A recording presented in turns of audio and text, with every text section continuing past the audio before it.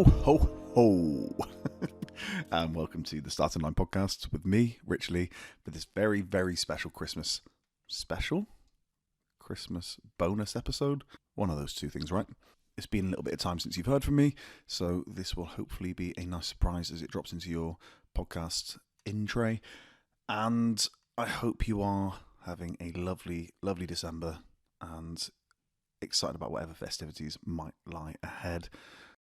Some of you will have hopefully seen my social media posts about our upcoming filmed video interview with the actor Brian Cox.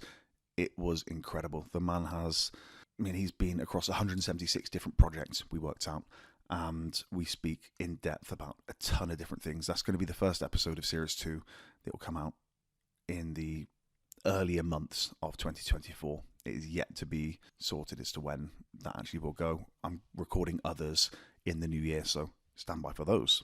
So, today's episode. If you are offended by swear words and generally depraved themes being used in a comedic way by a musical comedian, a comedic musician, not quite sure which one of the two we do land on with him, but either way, as an entertainer, this week's guest has been incredibly successful, so qualifies as a starting line guest up top for that reason. He has had 4 top 20 hits and got to number 5 in the Christmas charts with one of his songs a couple of short years ago.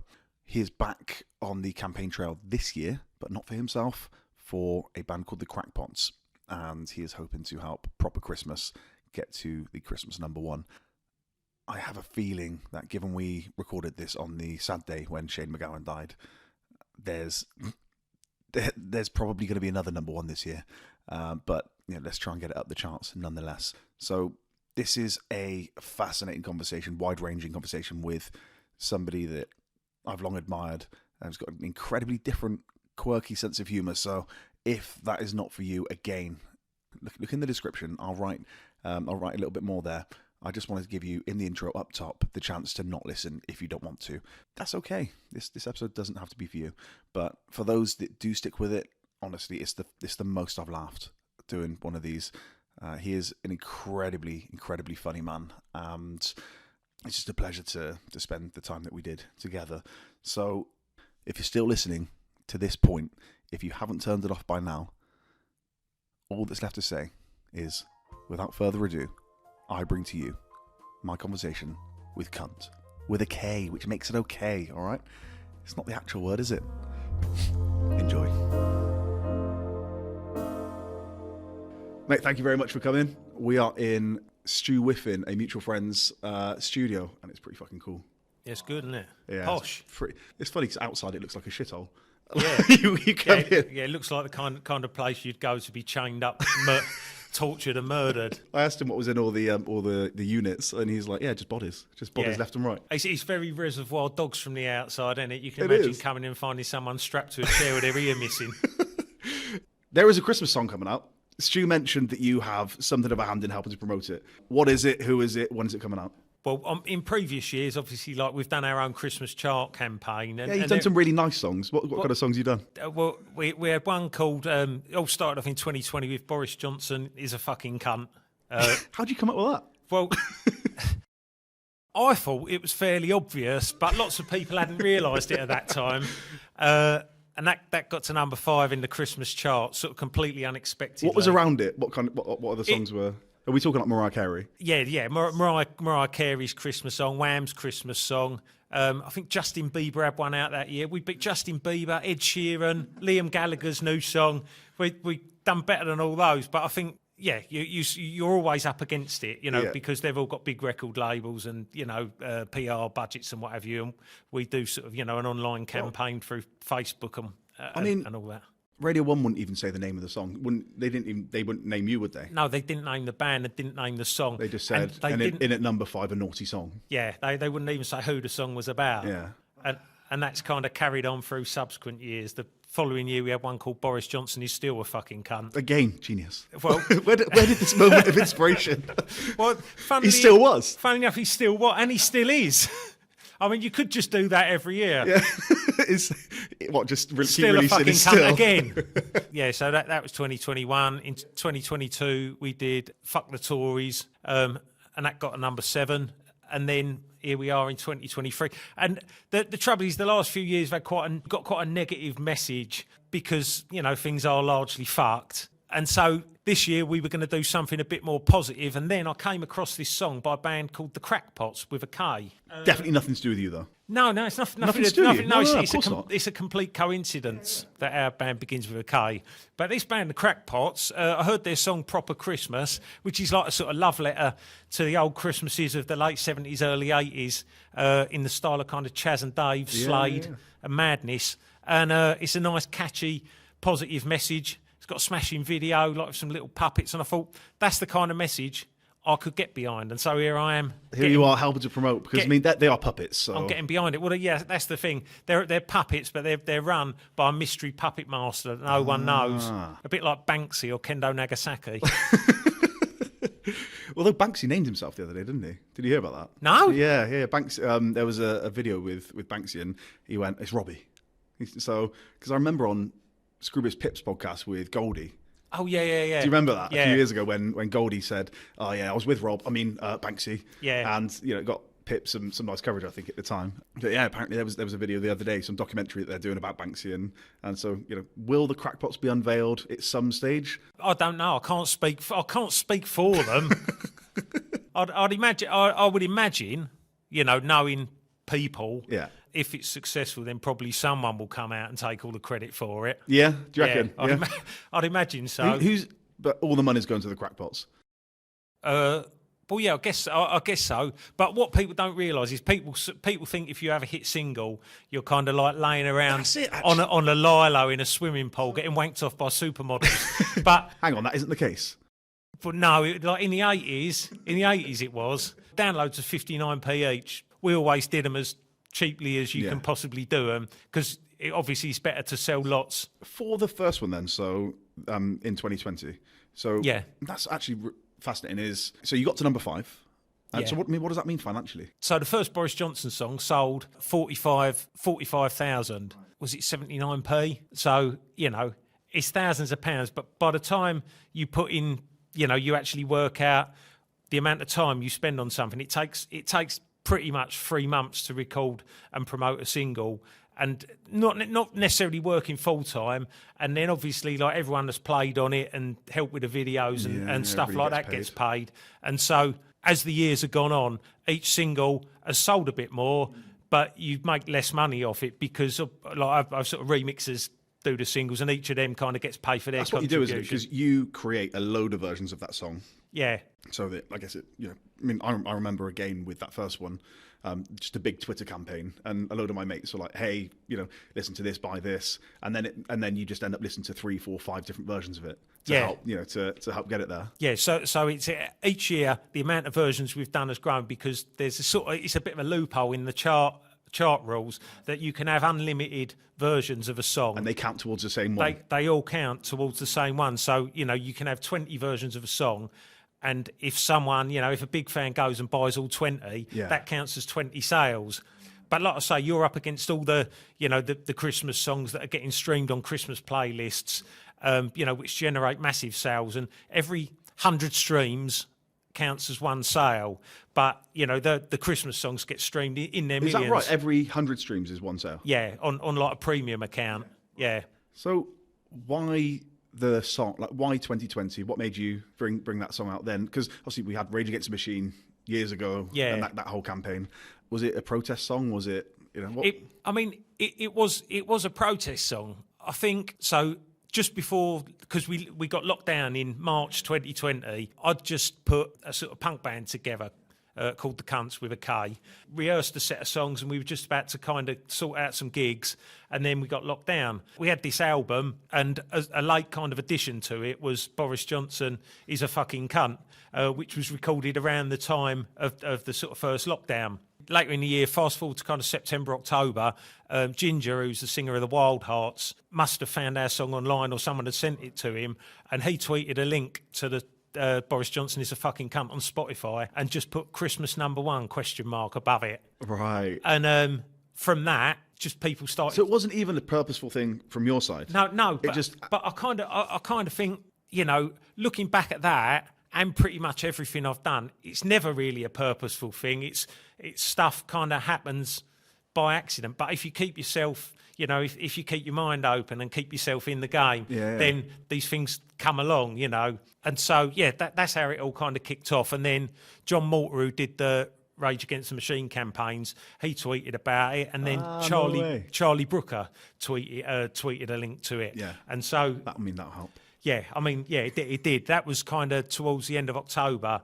You started to go, well, actually, you might have a chance. Yeah, this could be a thing. Yeah. I've done a couple of chart campaigns sort of back in the day, like 2010, 11, and got songs to like number 66 and number 63. What songs were they? The first one was a song called Use My Arse, I Was a Cunt. Right, okay. All about the compromises you have to make to be in the music business. And then the second one was a song called Fuck Sticks.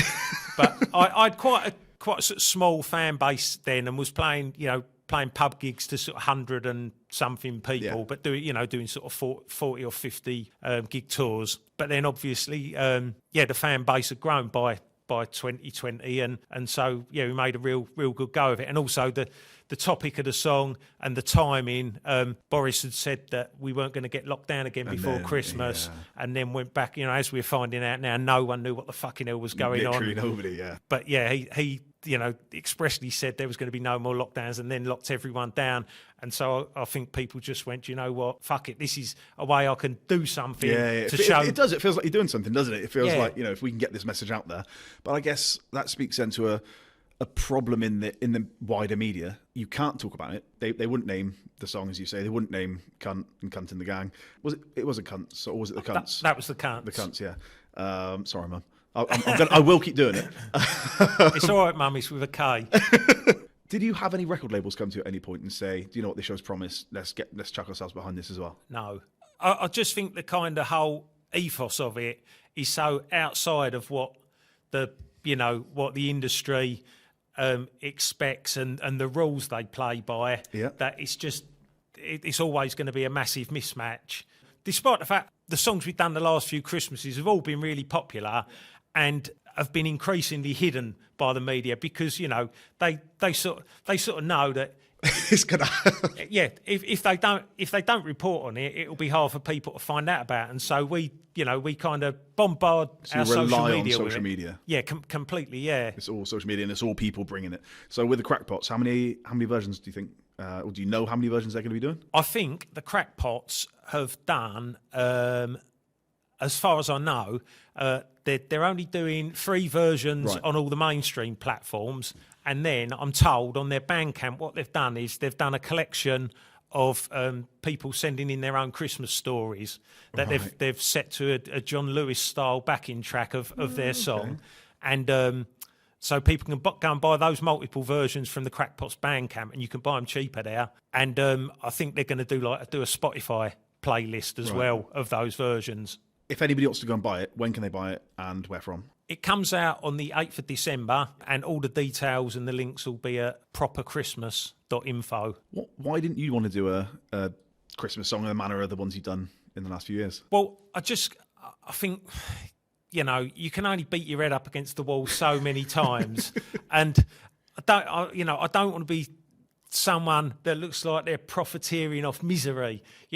Ultimately, all the money we've made from the last 3 Christmases have gone in to the next single to promote it, make the video, and so this, this idea, there's just, we're getting hundreds of thousands of pounds, from it. It's just, you sort of, if you do the maths, last year sold 50,000 at 59p, which, as you say, once you paid everybody, once you've paid all the remixers, made the video, and spent 3 months of your life working on it. Do you do a lot of the remixing? Do you do a lot of the production yourself? I do. I do all the sort of the production of the single version, and then just farm it out to mates and collaborators who are all sort of independent as well. It sort of spreads the love around a little bit. Now, talking about the media, I guess throttling is possibly a good way of putting it. The potential reach of your output. You had another song. It was about the monarchy. Yeah. What can you remember? So there's been a couple, but in 2022, around the time of the Platinum Jubilee, we recorded a song called Prince Andrew is a Sweaty Nonce. And it got, it got a few mentions in, sort of online newspapers, but it was largely massively ignored. And again, the same when it ended up getting to number 20 in the charts, and it was the best-selling single of the Jubilee. It outsold. What was the big hit that week was Kate Bush Running Up That Hill, because it had just been on Stranger Things, and it outsold that. And there was no reports of it in the media once it was in the charts, because I think it's just so outside of what official culture allows to be part of the mainstream narrative. And I think we have a way of talking about things in a very frank manner that the newspapers don't. When you sort of look at the way the newspapers and the news and the media talk about things. It's funny because they reported on Sweatgate or whatever the hell they called it. Like people were reporting on it. It's not like they weren't talking about Andrew and where did he go? Was it Pizza Hut? Pizza Express in Woking. Because we did a publicity stunt in the week of release. 20 or so of us all wore Prince Andrew masks and converged outside Pizza Express in Woking, and we all held up banners saying Prince Andrew's a sweaty nonsense, sung the song. And that same day, we done that. We done the meet there. We called ourselves all singing the song, and then we went to Buckingham Palace and sung the song outside there. And got home, put them on TikTok, and the Woking one just went whoosh. And I thought, fucking hell, this is going to go viral. And it plateaued off at about 110,000, but that was like all sort of in a day. It really looked like it was going to go. But then the Buckingham Palace one just went zoom. Yeah, within 24 hours, it had done 1.4 million, which is like, completely unheard of for my videos. My most popular videos before then, the Jimmy Savile one, amassed something like 650,000 views in 10 years, I've just got this song in my head. Yeah. Did it start? Because it didn't start out as Jimmy Savile. It was Rolf Harris, wasn't it? No, it was Jimmy Savile. We did a Rolf Harris version when he died recently. Just jumped on the hearse bandwagon. So, why this? So, what do you define yourself as? What do you call yourself? Are you a comedic musician? Are you a musical comedian? What's the? Well, I always said I was a minor internet hit singer, which. Because there's a ceiling of how many people are going to like it or find it funny, because it's sort of dark humour. But I don't know. You can't just wear one. I think being a creative, you can't just wear one hat and make a living from it. You have to, you have to have your fingers in lots of pies. So for these single campaigns, I'm a songwriter, I'm a producer, I'm an engineer. Record company, PR person, sleeve designer, publicist, radio plugger, singer, front person. So you have to wear all those hats to kind of make something work. So why go down this road with it? Because you're clearly very, I can say it for you, very bright. It comes across in even the songs. A lot of people will think, it's just puerile. But it is pure. It is puerile. It is puerile. It is, but it comes across. I love the music. I know it's been spoken about before, but the simplicity and the kind of the it sounds happy. It sounds like happy music when it comes on, and then all of a sudden it's sexy kids made Jimmy Savile do what he did. Did you ever think of going down a different path with music? When sort of I was in my teens and early 20s, would write regular songs. But I've always written them alongside these songs, and looking back, it was really obvious really early that these were the ones that people were attracted to, and you kind of reacted against that for a little while, but these were always the ones that people gravitated towards. Like I was in a band with Stu, whose studio we were in, called Serious Problem. Like when we were in our late teens, and there was sort of 10, 12, 14 of us just making a racket and, singing really offensive songs. We had one called Take That, Our Cunts. And then from that, I went into a keyboard duo called Pubic Cube, and we'd just play talent competitions and little local pub gigs. And people would either love it and get it or really hate it. But, you'd walk out at the end of the night and there'd be blokes pissed, staggering off into the night singing the songs. Right. And I think that's because if you use those, when you do comedy music, you can kind of get away with using tunes that, you know, regular songwriters wouldn't be able to touch because they're too cheesy. You know, like the Shake and Vac advert. Yeah. It's just you can use these major chord melodies that just stick in people's minds, you know, without having to worry about the credibility of the music. Yeah. So when you were a kid, was music always the thing that you wanted to do? No, I'd never really knew what I wanted to do, and even when I came out of school, which went through a succession of sort of low-paid jobs, worked in shops and just like retail stuff. just like menswear mainly. Yeah, but you know, got sort of you'd always be under these kind of little despot managers. You know, you knew weren't as clever as you were. Yeah. But these, you know, just like little jumped up fuckwits, you know, sort of running their store like the Luftwaffe or something, and so we'd just wind them up. You know, me and I took hanging out with the Saturday boys because they had no career prospects or dedication to their job, and you'd just do things to wind up the managers. You know, the shop meant everything to these people, and so I mean, it must have been awful having us working there. It must have been really, But at the time, you're like, oh, these fucking people. So I did that for quite a few years after leaving school, and then a guy who worked for the youth service, who we used to DJ at the youth club that Stu and I used to go to. Yeah, a guy that worked for the youth service took me on there part-time, just working as like someone that made the posters and graphic design and, you know, and forms and stuff. And so that got me out as kind of full-time working 2 days a week. And I'd spend the rest of the week either making music or going to gigs. And then that was the tipping point where my life was more about music than it was. 90s? Yeah, that would have been like early 90s. And I was still doing I would DJ like weddings and stuff at the weekend. It's awful Essex weddings, you know, playing Wham and Gary Glitter when he could still fill a dance floor. Yeah. Jesus. At that point, was music paying? I mean, DJing was always just something where you'd earn a bit of extra cash to kind of make your money up, you know, and that meant you could buy gig tickets and records and stuff. Who were you going to see? Who were your favourite bands at the time? We'd go and see all the sort of indie bands of the late 80s and early 90s. So, you know, go and see like the Inspiral Carpets, who I'd absolutely loved. I probably saw them like a dozen times. There was another indie, sort of poppy indie, because I've always liked the poppy end of indie. You know, I'm just a massive pop fan, and always have been. And there was a band called Airhead, who were from Kent, they were touring around at the time, and they had a single that sort of nearly made the charts, and we'd just go and see them in like Manchester and Leeds and sort of sleep in a pub car park. Went to see like, you know, Suede and Blur and, you know, and all those kind of bands, and Pulp. And I guess they're the ones that I probably then became kind of aware of indie-wise. Yeah. I guess, when would they have been, like 93, 94? Yeah, so I was 6 or 7. But, yeah. You know, right. You know, but like getting to, you know, that's the first time you start picking music up. I think at that point, when was Kunt?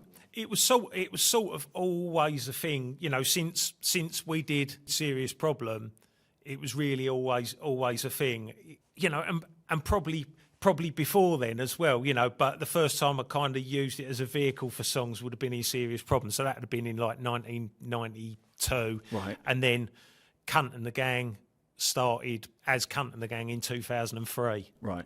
And what was the first Kunt and the Gang song?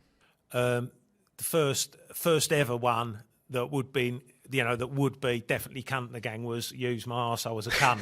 But then that was written probably sort of in the mid to late 90s when I was working for the council. I remember being sent off to do a tiling job at a youth service. I'd put some tiles around the sink, and right. I don't fucking know. But I remember just getting the idea for the song and just stopping what I was doing and went and got a sheet of green paper out of the youth centre office and just wrote it from start to finish. And I think we were kind of between. I think I'd stopped doing Pubic Cube at that point, and was, you know, it had a. Pubic Cube's like comedy songs too, right? Yeah. Pubic Cube was just like. I mean, it can't be serious. You know, now we've got a ballad. It's a love song, right? Yeah, I'd probably stopped doing Pubic Cube at that point and was just in between doing anything. But then the idea just kind of came to us, and it probably took, you know, three or 4 years of not wanting to have to go back to to doing it, but it calls you. Is that what it was? Is it that you got bored with the 9 to 5? I mean, I got bored with the 9 to 5 really, really quickly. Yeah. And so I was working for the youth service for like 14 years up until 2008. So there's no kind of everything kind of overlapped. I was working for the youth service 2 days a week. I was DJing, and then I started club DJing up in London on Friday and Saturday nights. Playing like 80s stuff in a gay club. So I was doing those two things, and I was doing both of those things when Kunt and the gang started up. Did the youth service know what you're doing as Kunt? When I started, I'd already been there like 7 or 8 years, and when I'd done the first gig, I let a couple of youth workers who I was friendly with know that I was doing this. I was doing this gig up in it was the first London gig, so this would have been about 2005, right. And they told everyone, and. Obviously there were some people that I would have much preferred didn't go there, but quite a big group came up to support us, and I knew I had this song called "Maybe I'm a Nonce." I've heard that one. So that was the song that became Prince Andrew is a Sweaty Nonce. I sort of reappropriated it because everything gets used again. Yeah. So I had this song. There's maybe no such thing as a unique idea and all that. No, exactly. So I'd had this song called Maybe I'm a Nonce, and I played it at the first couple of Essex gigs. You work with kids. But I wasn't definitively saying that I was a nonce. Maybe you are. Maybe. Yeah. I mean, I'm not, but... Cheers for clarifying. Yeah. But, so I'd played this song at the first couple of Essex gigs, and it made people really angry. And I remember my mate Gels saying that he'd heard 2 blokes at the bar going, "Maybe I'm a nonce, maybe I'm a nonce. That means he is a nonce." Oh, Lord. Is that something you enjoy, that kind of subversive... Let's not get too academic about it, of course, but pressing people's buttons. Was that always something in you? Do you know what? I would have said no, because... I know it might sound strange, but I much prefer it when people are happy than when they're angry. But if someone's going to let something like that make them angry, then I'll just make it worse. Yeah. I'm perfectly prepared to just keep going until they lose their rag. Yeah. Because I mean, I've seen some people get really, really fucking angry at the gigs. The worst song for it was I had this song called "Wanking Over a Pornographic Polaroid of an Ex-Girlfriend Who Died," and the chorus was just basically me crying whilst pretending, whilst masturbating this foam penis. And it just made people really angry. Why? I don't know. It's funny. And this is it's an important point to talk about, because comedies, do you think that there are things you shouldn't joke about? Is there too far? I mean, like that when people say there's a line, there is a line, but it's not a line that's in one place all the time, because, you can't joke about something terrible the moment it's happened. There's a point in time where it becomes acceptable to joke about it. Like the American comedian, was it Gilbert Gottfried, who made the joke about the Twin Towers sort of the week after at Roast, and it was a massive relief for people because no one felt like... So do you think that's what comedy can do? It can take a serious situation and not make light of it, but almost bring people together over that shared thing? I think so, but then I might just be saying it as an excuse for for my horrible back catalogue. But no, I do think that there is, it's a coping mechanism, humour. And working for the youth service in the 90s, we went and visited a concentration camp and done all these kind of, done a seminar. You realise that even in concentration camps, people were going through the bleakest, horriblest fucking experience, in subhuman conditions.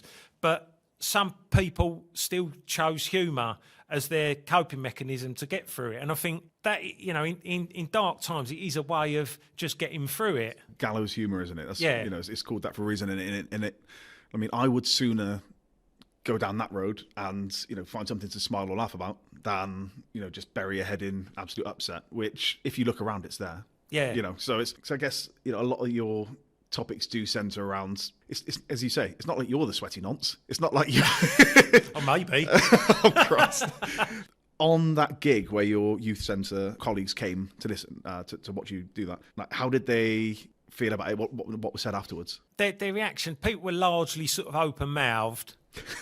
But because the weight of the people in the room laughed at it, And so people look around and go, "Oh right, it's okay." It's such a social thing, isn't it? It's It's okay. And I think a lot of the time, when you see the sort of tabloid furore about something that a comedian said in their set, it is because they've taken it out of context and put it into print, and they've missed all the nuance and the kind of build up to it, and in that room, when you're in a room full of people who are there for the purpose of kicking back, having a good night and just laughing about things, you can get away.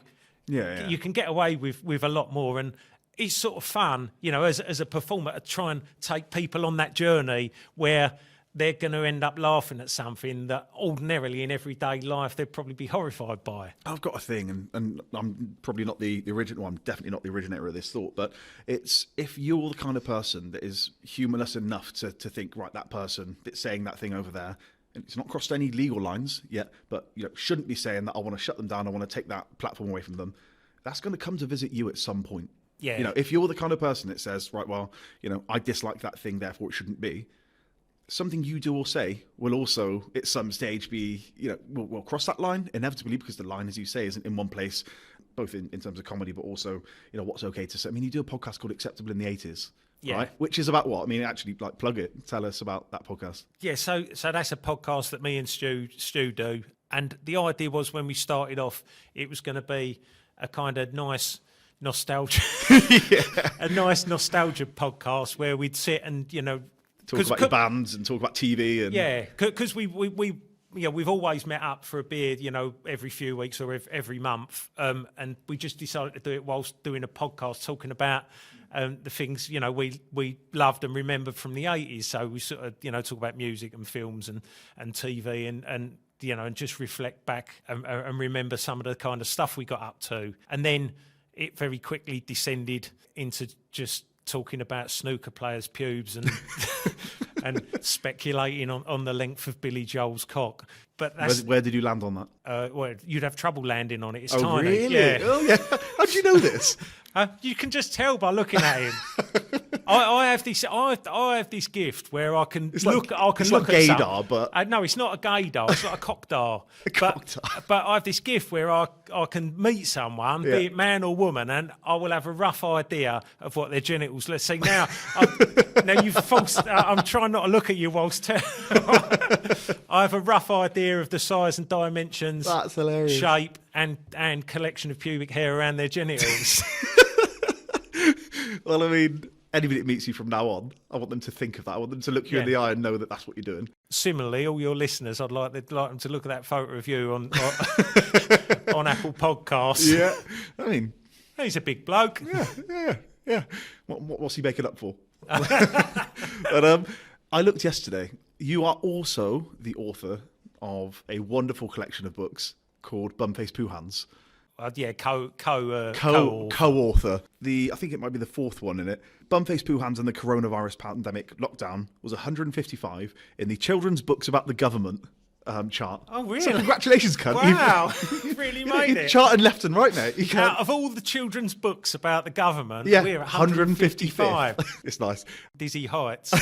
I don't know where you go from here. You may as well give it up, mate. Well, yeah, I mean, the massive haul of money that's going to bring in. When did you write Bumface Poo Hands? Is it something you always wanted to do? Where did the idea come from? I don't know. Just every lazy celebrity writes a children's book, don't they? Or get someone to write a children's book for them.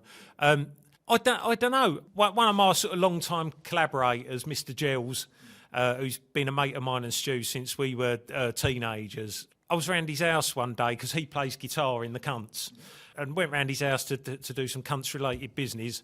And on his fridge, he just had a picture of this character who had a bum for face and these kind of like Mr. Whippy poo hands. And I went, what the hell is that?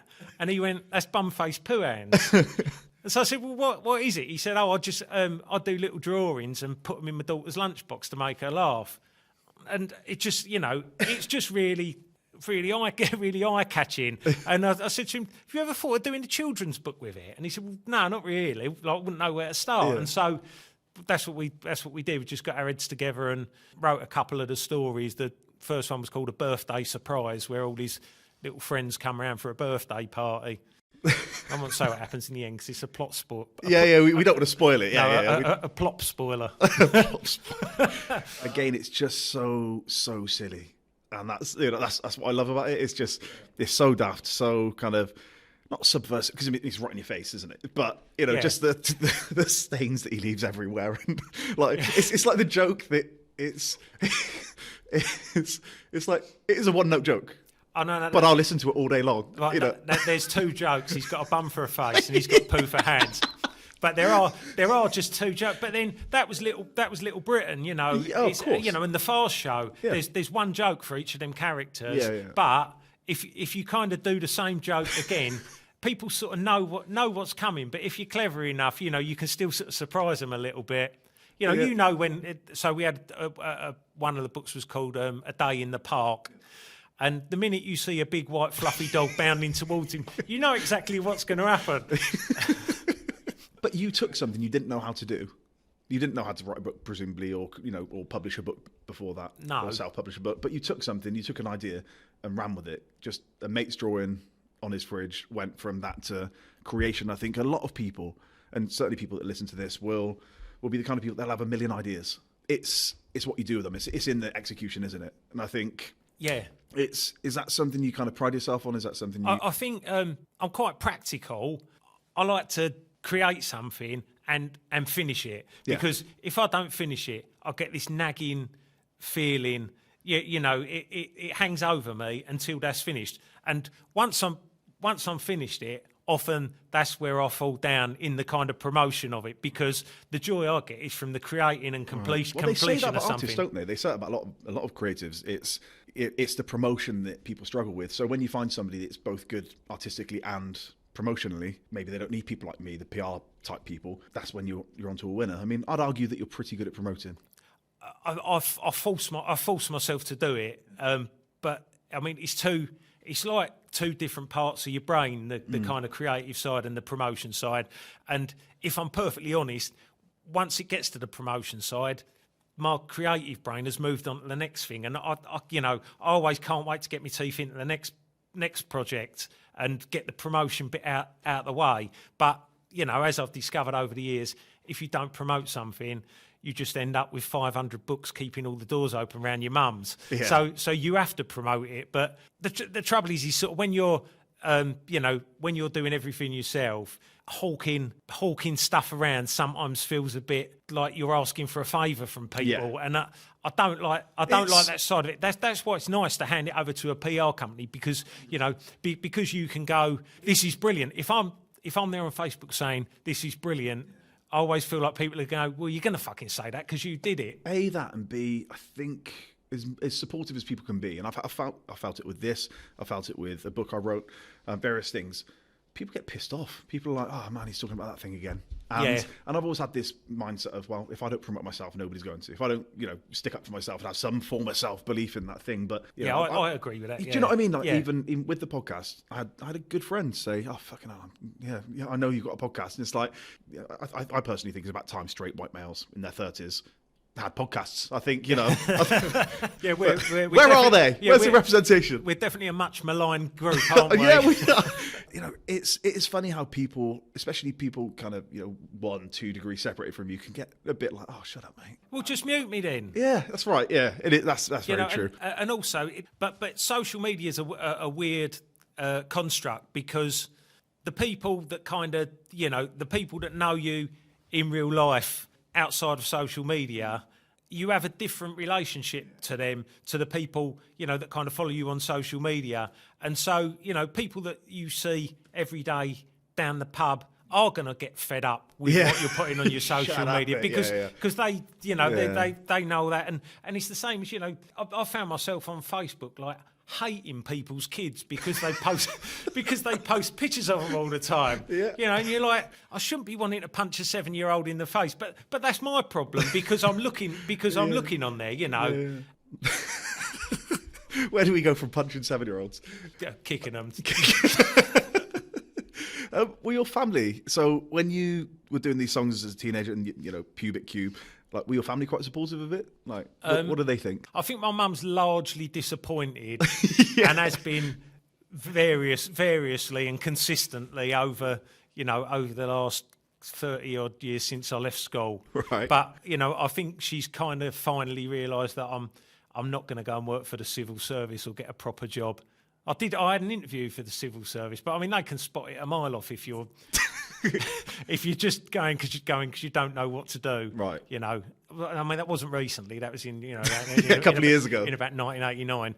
But but so my mum was largely disappointed across those years, and then my dad was a self-employed builder, and him and his friends would talk about some horrific things, which I think, kind of led to my high tolerance level for all kinds of subjects. And he was quite pleased and quite sort of... He quite liked it, didn't he? Quite into it, yeah. My sister, who recently passed away, would help us with all manner of things. She was a couple of years younger than me, and she'd come and do the merch at gigs and do the door and drive us about and come and on the sort of jaunts up to Edinburgh, she'd come and stay for the month and do the do the door for us. And also we started doing videos in sort of when YouTube first came about in 2005, and so she'd always be in the videos or behind the camera and just generally kind of up for helping out and having a bit of a laugh, wearing various unflattering outfits,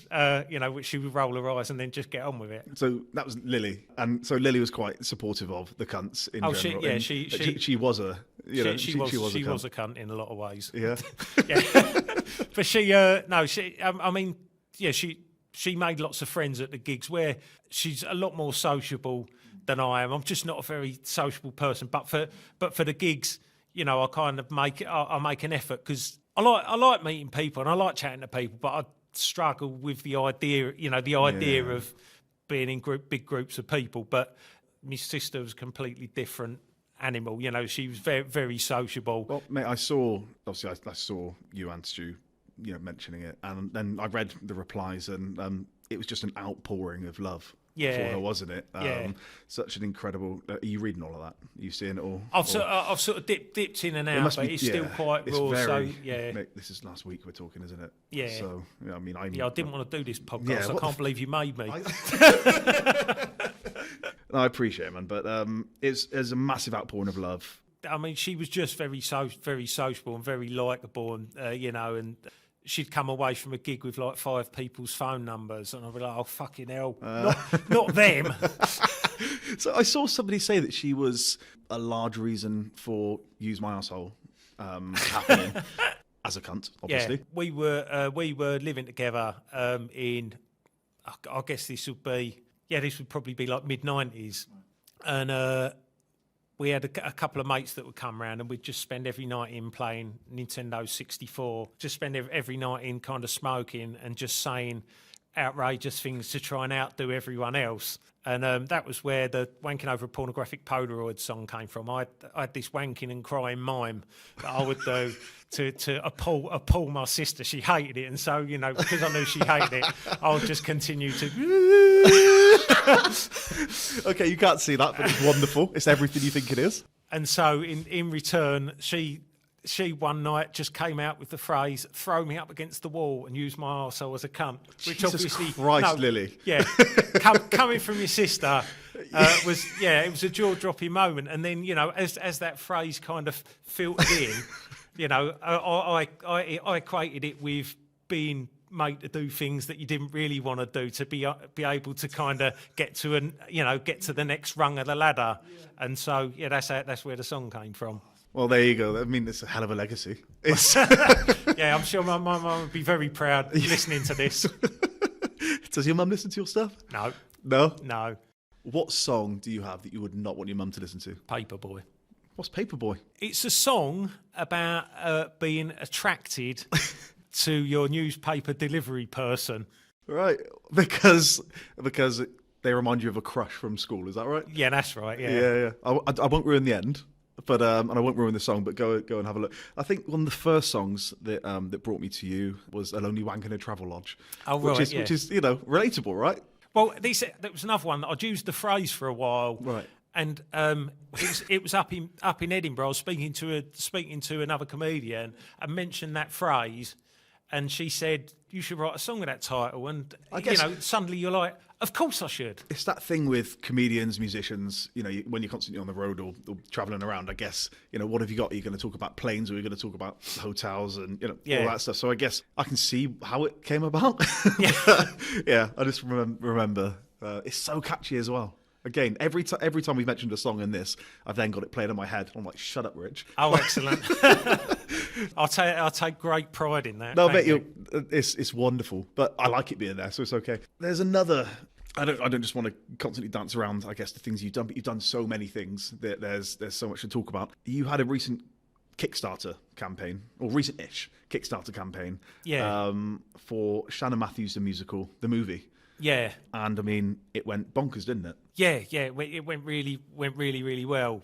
So I'd written this musical about the kidnapping of Shannon Matthews, the Yorkshire girl Shannon Matthews. I wrote it in 2010, which was like shortly, because I think it happened in 2008. Right. And it was one of those things. I'd never written a musical before, but I started to get ideas about songs that Karen Matthews would sing, and.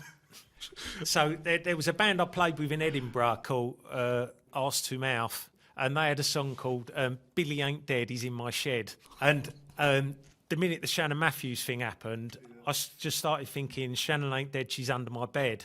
And it was one of those things that once you start thinking about it, deep in your heart of hearts that you're going to end up having to do it because it just eats away at you. And I was just like, the amount of time and effort that you'd have to put into writing a musical about the Shannon Matthews kid, or indeed any musical, it's a lot of work because it's a kind of long form project. How long is it? An hour and a half, is it? It's the CD coming at an hour and 15, and then the film is an hour and a half. So it's a lot of work. Yeah. Yeah, it's a lot of work. Did you do it by yourself? Yeah, apart from that original song that I kind of reappropriated from that band song, everything else I kind of done. Yeah. But there was a lot of newspaper information on Karen Matthews and Craig Meehan and the family set up around Shannon Matthews. And the more you read about it, because, there were lots of lurid tabloid headlines, the more you actually read into it, the more I kind of started to think, well, she's like a classic sitcom character, like Basil Fawlty. There's something weirdly, it's very British, isn't it? Yeah. Do you know what I mean? The whole thing is, it felt, when I watched that programme as well with Sheridan Smith, watched that, what took you from, I can imagine Karen Matthews singing Can't Work, Won't Work, to to where you got to. It was just that I kind of got 3 or 4 song ideas, which was Can't Work, Won't Work. There was one called Different Dads, because it was in all the in all the write-ups that she had 7 children by 5 different fathers. Yeah. Which is fine, but it kind of just said a lot about the dysfunctional, chaotic life that she'd led, and I didn't want this at any point to be sort of punching down on people, because that's what I guess some people said, isn't it? In some of the newspaper articles and the MPs that of course want to just get bloody some space in the news. There was an aspect of this isn't okay. And then what's your response to that? It is largely just telling the same story that the BBC told on the Moorside, but just with some songs for a bit of levity.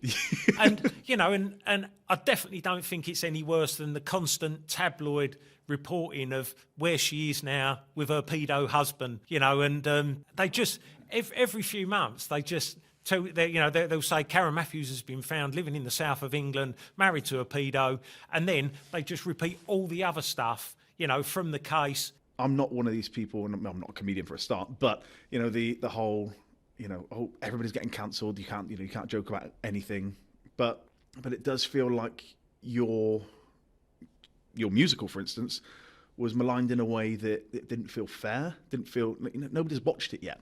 Yeah, at the time, right? Nobody had even seen it yet. I found that with so last year they went to the Edinburgh Fringe. A company took it to the Edinburgh Fringe and put it on there, and 2 of the reviews hadn't even seen it. They talked about it. Made up their mind already. Yeah. They clearly made up their mind without actually seeing it. I do think with comedy, the first consideration should be: is it fun? Is it funny?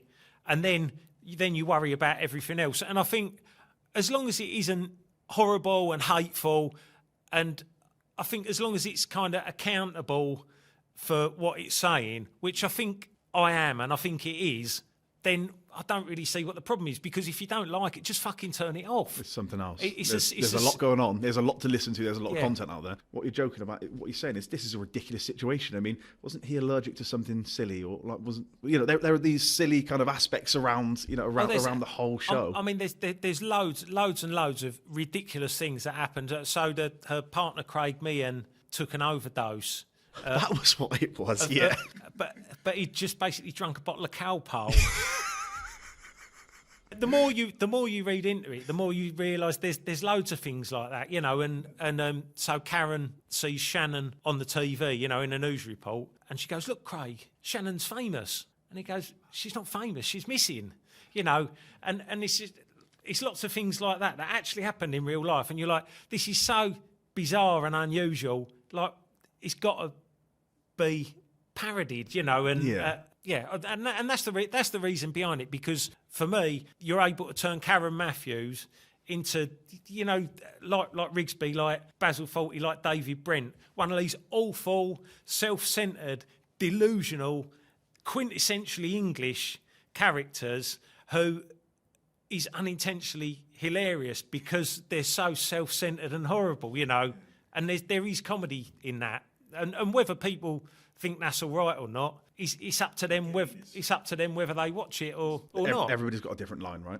Yeah, and that's the thing. I mean, it got 600 plus people backed the movie version on Kickstarter, so that's 26 grand. Yeah, to make the whole thing. How's that coming along? Yeah, it's all filmed, mostly edited, and then so there's a guy called Mike Fordham who has helped me with my videos since I first started, sort of back in the early 2000s. He made the video for Use My Arsehole. When we first, he just came along to a gig one night and said, can I come and film your next gig? And we got talking because he had a little Sony tape Handycam at the time. And so he came along, and him and Lily filmed the video for Use My Arsehole as a Cunt, and Mike edited it all together. And then from there, he's done like nearly all of the other videos with us, and has just kind of learned on the job and grown his gear and been doing other things on the side. Is that what he does then mainly? Yeah, he's a video maker. And so I guess the beauty of it is you were prevented from showing it in a few places in Edinburgh, weren't you? There were a couple of places that wouldn't let you wouldn't let you play it there. They got a venue, and it was all signed and sealed. They all signed the contracts, and then the venue came back and said, actually, no, we this is not the kind of thing we want on. But they'd already, they knew of my history. Yeah. But I think it must have, the backers or the advertisers must have just seen it and just gone, no, we don't want to be associated with it. So the beauty of it being a movie means that it's easily watchable, right? It can get out there in a much more simplified way. Yeah. I guess was that the reason for doing it, for creating the movie? Not just because Shannon Matthews the musical, the movie sounds funny. Yeah.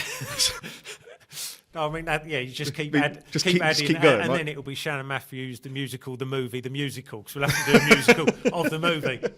Nice. But no, I guess the reason behind doing a film was, at first I just recorded the CD because there was no other opportunity to kind of get it put on anywhere. And then the opportunity arose to have it on at the Edinburgh Fringe.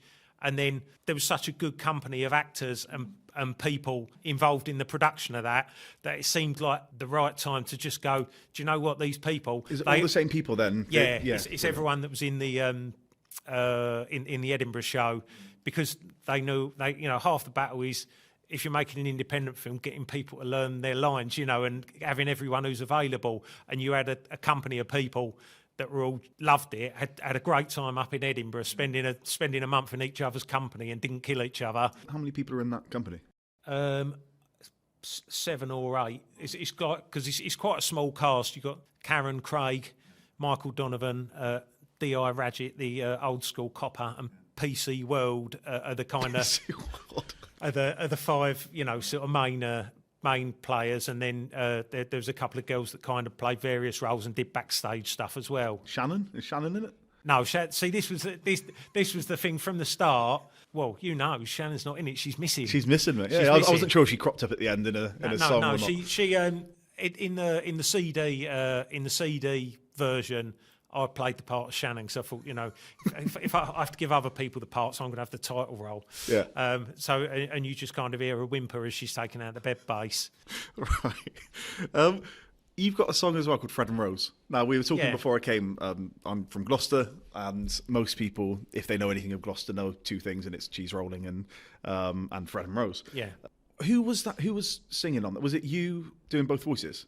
So that was me. It was a duet, and I've got a hand puppet called Little Kunt. Right. And so that was a duet between me and Little Kunt. Now, I mean, it's a lovely song. It's a very touching song. Yeah. It's kind of you to say so, but everyone's turned off by now anyway. Yeah. After the Crackpots, hopefully gets to number one. I hope so. Those guys really feel like they're going places. They are complete. They've tried really hard, as it seems. And you're doing a great thing by getting out there and promoting on their behalf. What happens, like, what are you going to be doing after that? Have you got another album? Like, what are you working on right now? So it's quite all-encompassing doing a Christmas campaign, as the Crackpots have found out. So, that's why I've kind of thrown my hat in their ring to help them out. Very nice. But once Christmas is out of the way, I've got to do all the music for the Shannon Matthews, the musical, the movie. That comes out at the end of April. The movie comes out at the end of April. Yeah, we've got the premieres at the end of April. Nice. Where are you doing it? At the Prince Charles Cinema in London. Oh, brilliant, yeah. I've got the second Kunt's album to finish off, because we've got loads of kind of bits and sort of disparate singles, but I've realised they're all the same tempo. Right. Because I've been writing different versions of the same song for the last 2 years. And I've got nearly 10 songs that are all the same tempo and the same kind of glam rock beat. Right. And so I'm thinking about making the album a kind of mega mix style, that kind of from one song goes into the other. Nice. And they're all songs about, being dissatisfied with the way things are run in this country. Okay, so it's quite political again. I mean, it's just kind of collecting the royal family songs and the government songs, and because ultimately I think they're all part of the same problem, that money gets funneled up from the people that need it to the people that don't, and that's going to be the overarching theme of the album. But I'm going to try and keep it fun. And I think you can. I mean, you already have done with your political things. Like, are you quite political outside of music? I don't think I ever was really, and then just kind of so when I did the Use My Arse I Was a Cunt campaign back in 2010, just after Nick Clegg had formed the coalition government with the Conservatives, and one of the versions of Use My Arse I Was a Cunt we called the Nick Clegg story. Because obviously he was someone that had given up all his beliefs and compromised his beliefs in order to kind of be part of the power game. And I think that just kind of awoke something in me, and I started looking around more and spotting injustices, which I think I've been fairly oblivious to up until then. And then when the pandemic kind of happened, it sort of seemed like it was one rule for the people in charge and one rule for everyone else. And then when you realise, it feels like quite a natural progression from looking at the way the people in power behaved in the pandemic to where if you go up London and visit Buckingham Palace, you'll see all these people in uniforms with gold and silver helmets holding guns and sat on horses unable to, and they're not allowed to move, and they're all just there to protect this family that are living in great big fucking palaces, got millions of pounds, and are just, they're all right. While people are using food banks and there's a cost of living crisis, so people can't afford to heat their homes and feed their kids. And there's this family living in palaces, all surrounded by, guardsmen. And you start to go, hold on a minute, how have we ended up in this situation? And I think it was kind of on Jubilee week when they were ferrying the Queen's crown around in a chauffeur-driven, custom-made Rolls-Royce, this crown with all gold and jewels, and you're like, fucking hell, and you go down Asda and there's people shoplifting because they can't afford to feed their kids. How have we got in a situation where that's okay? And once you start thinking like that, it's hard to leave it alone. And I know, like, my music over the last couple of years has become a bit more serious, and I want to go back to wanking, crying and celebrity pedos, but I just need to do this. Get this out. Do this next Cunts out. It's called the album's called "It's All a Load of Bollocks" and they're all just cunts. And I think once I've done that, I'll be able to just go right. That's everything I've got to say on the subject. I mean, it's quite Sex Pistols, isn't it? When you think about that, like, you know, was it Never Mind the Bollocks? Yeah. So are they an inspiration? Yeah, completely. Yeah, I mean, the thing that's been quite an eye opener for me is what the Sex Pistols done. 45 years ago, is still seen as unusual and kind of, anarchic, and all the institutions that they were complaining about exactly the same. Are still exactly the same, and I include the BBC in that.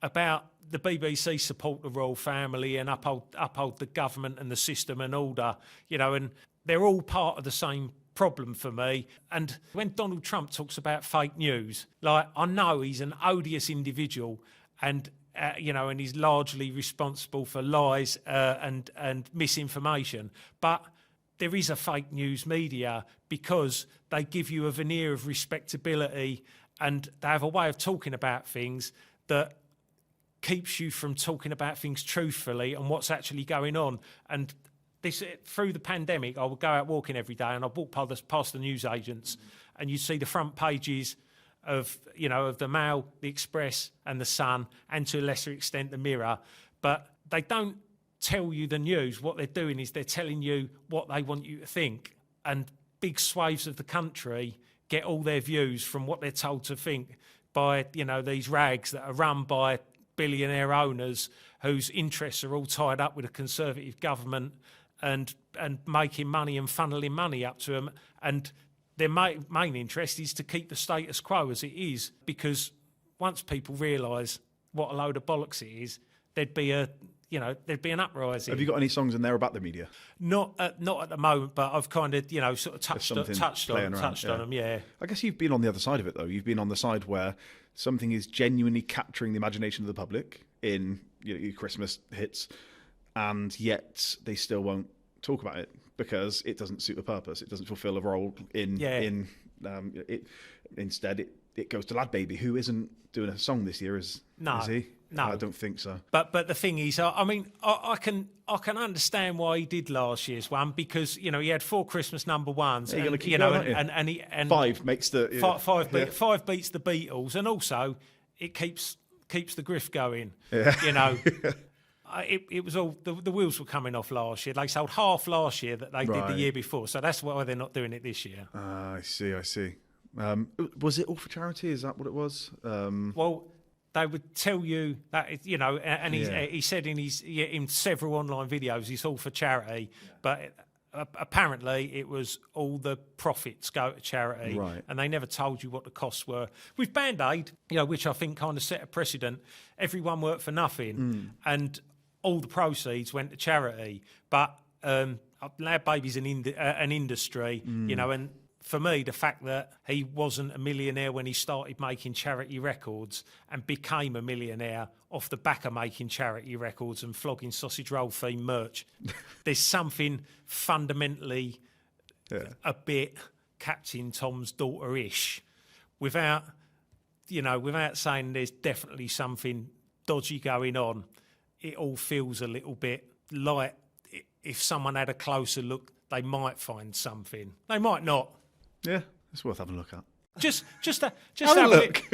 Serious Crime Squad. If you're scratching around for something to do over Christmas, just have a little look. That's why they're not doing it. So next album is next year. Yeah. Do you think it will come out in 2024? That will come out in 2024. Yeah. Yeah. So the movie and then that. Yeah. So keeping you busy. Yeah. But I mean, there's always something to do. I'm not someone that scratches around for ideas. I've got a million ideas and a big list of stuff that goes on for the next 2 or 3 years, a lot of which I'll just never get around to do, But that's the frustration of not getting it done is what drives me to carry on doing it. Do you feel, it's a personal question, but do you feel financially comfortable in relation to doing this? Because there'll be people that listen to this that think, I love the idea of going out and doing my own thing and really being my own, creative boss and executing ideas and making what they can, having fingers and lots of pies, as you've said. At what point does that become something that pays well enough for you to go, okay, right, Wolf, away from the door, I'm doing all right? I mean, I always worked, I worked in Lakeside and was still making music at the time, and then worked my 2 days for the council and DJ'd, and then started doing Kunt and the Gang, and so the council became the worst thing that I was doing. But I still didn't have a financial tipping point where I was earning enough money to jack it in until sort of 2008, and then there was a tipping point where I was earning enough money from DJing and gigging with Kunt and the Gang to bin off the council. So I binned off the council, and then DJing became the worst thing I was doing. And I would clock watch so badly when I was DJing. Like, I'd think, right, I'm going to play 10 records and not look at my watch. Which is awful, because people imagine Loads of DJs... people love that, don't they? People imagine DJs have a really good time, but no, not me. Right. Because but I think I've become spoilt by, the gigs I was doing were so fantastic that DJing just felt like a real bind. But I look back now really fondly on it, and was really privileged to play these big clubs. But yeah, it was, at the time, it was the worst thing that I was doing. So I was trying to organise enough gigs so that I could bin off the DJing, and eventually there was a tipping point with that, and I had enough gigs that I could bin off the DJing. And the thing is, around that time, you'd be able to gig. And at the gigs you'd sell CDs and T-shirts, and that would be another source of income, and the CDs sold reasonably well online. I sort of had a little online shop, but now physical merch is, but you still sell T-shirts at the gig, but CDs, DVDs, all those kind of avenues are closed off, and you have to use the music as like a loss leader for selling merch and gig tickets. So the whole industry of it has changed, but I've had times where it hasn't been going so well, and I've gone back. I've got a mate who's a plumber, and done tiling for him just to kind of. How recently was that? Just before the pandemic. Right. But during the pandemic, I was doing sort of online shows on YouTube, and because I'd just written my book the year previous, and so I was reading. I Kunt. Is that I Claudius? Yeah, is that a play on that? Yeah. It's a play. It's a sort of play on that, and iTunes. Yeah. I was doing doing an online show, reading bits from that every night, and then I set up a Patreon, and so people started supporting us. That digital content creator ability to earn from things like this, right? I think it's wonderful, because it puts the power in your hands a little bit. Until Patreon say, he says what? Yeah, I mean, Patreon has definitely got us through the last few years of just knowing that I've got millions of patrons. I've got about 120, but it just keeps things ticking over, knowing that every month, that money's going to come in, and it means that you're going to be able to pay your bills. And right now, what am I going to do with my time?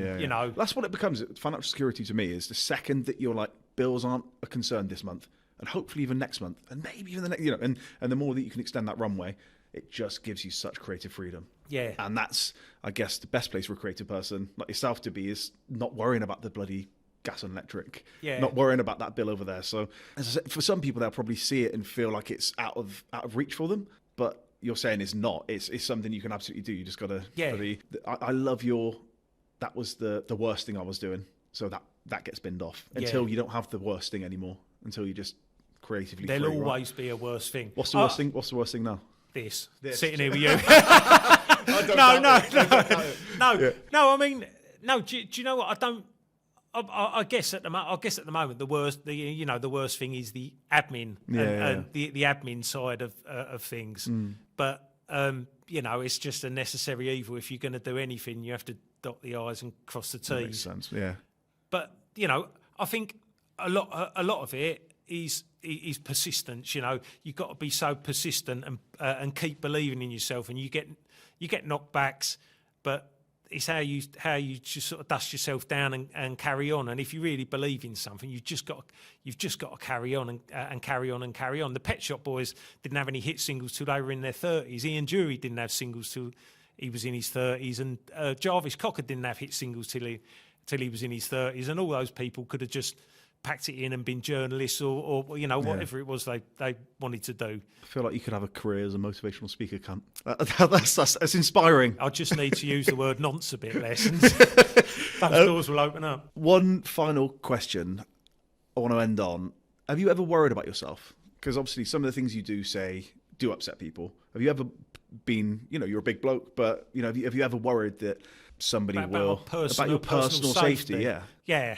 You have? Yeah. I mean, I've been assaulted on stage a few times. Assaulted, like somebody's hit you? Or? Yeah, like... Really? Yeah, thrown a punch. And yeah. I had other times when, like, ladies had sort of attacked me on stage. It's the wanking and crying song. It just makes people really angry.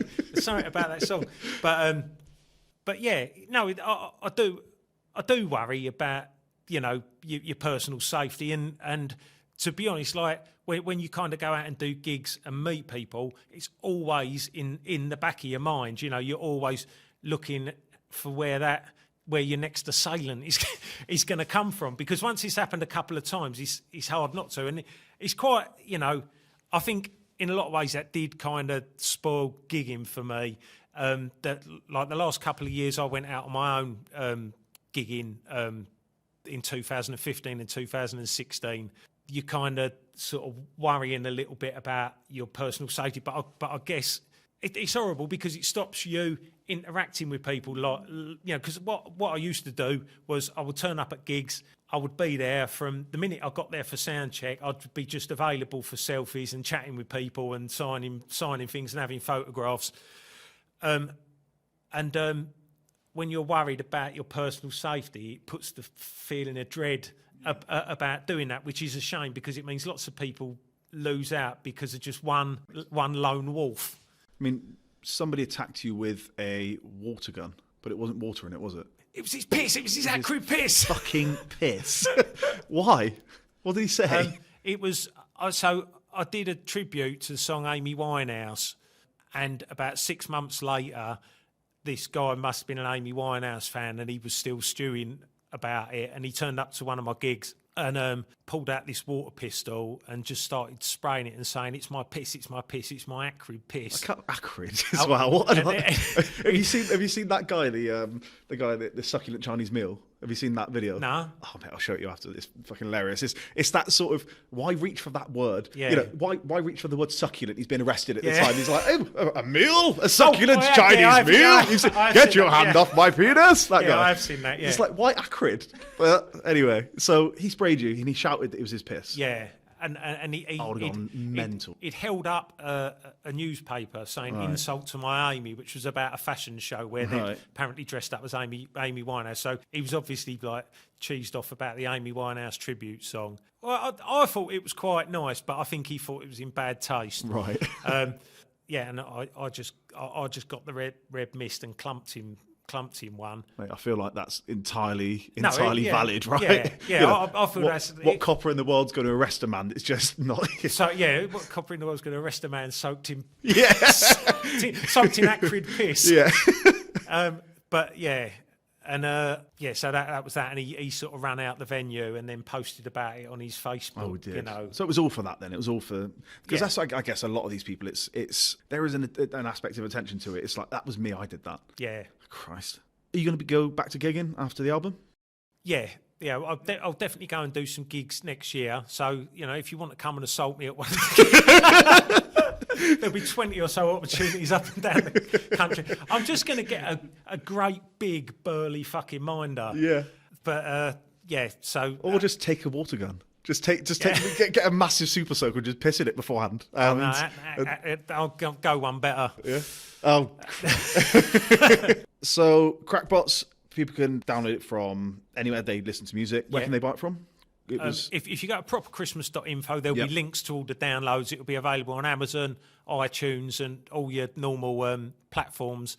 And there'll be a Spotify playlist and stuff with links at. You'll find it there. We'll put links to it as well. Nah, not at all. Thank you very much, man. That was eye-opening. it was a journey. Thank you very much. Oh, thanks, man. Nice. Cheers, man. Nice one. And we're back in the room. I hope you enjoyed it. It was I mean, I really enjoyed it. I thoroughly enjoyed myself during that, as you can no doubt tell, because of my Muttley laugh constantly throughout. I think it was probably quite the pain to edit that. But Kunt's had this incredible fan base for years, and it only continues to grow as he achieves more and more success. And fingers crossed for the crackpots, who are definitely, despite the K in crackpots, definitely not Kunt. Thank you so much for listening. Thank you for sharing. Thank you for being supportive. Thank you for all the kind things. 2023 for me will always go down as the year that I finally made the leap into doing this, and I cannot wait to see where it takes me and us. And I just hope your 2023 has been good. I hope it ends in a beautiful way. And sorry, that sounds really morbid. I mean, I hope you have a lovely Christmas, basically, and that you have a great New Year. I'll be back in February, March with the first episode again. That's Brian Cox, the actor. Very, very excited for you to listen to that one or watch it. And also the other incredible guests we've got lined up. I should probably get myself into better shape, shouldn't I? If we're going to be filming. God, I'll have to lay off the mince pies and whiskey. Anyway, have a good one. Merry Christmas to all that do celebrate. Happy festive season. I don't know. I forget the right things to say at this point, but have a great one. I'm looking forward to being back in 2024, and let's see what we can do with this, eh? Thank you very much.